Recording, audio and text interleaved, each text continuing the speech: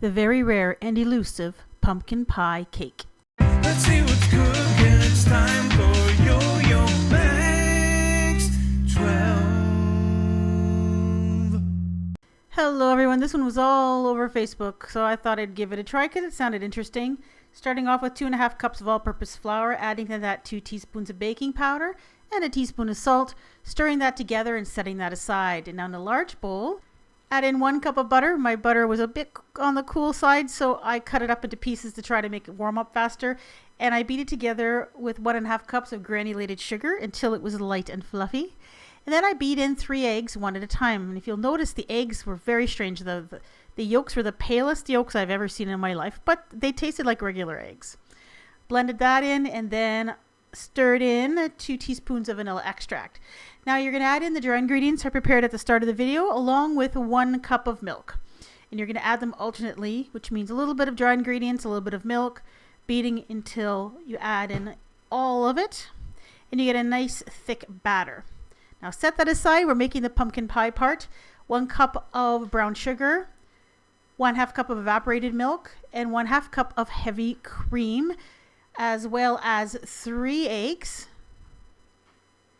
1/2 teaspoon of pumpkin pie spice, and 1 15-ounce can of pure pumpkin.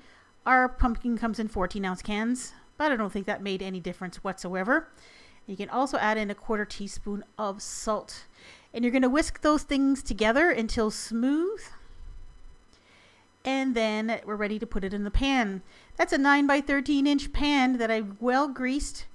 And then you put the cake batter in the bottom, spread it out evenly, pour the pumpkin pie filling on top, spread that out evenly.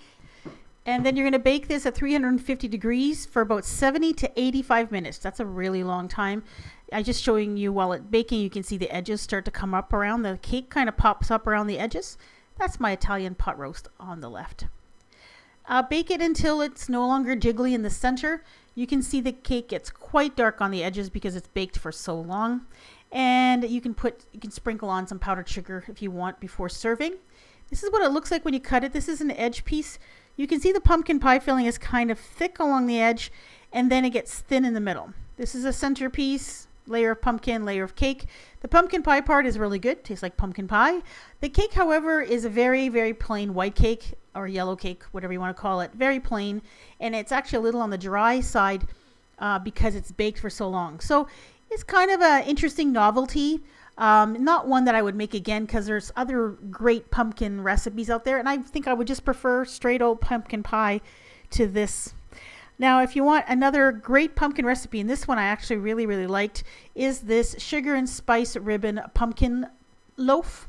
If you want to see this one, go ahead and click right on your screen or look for the link to the video in the description box below.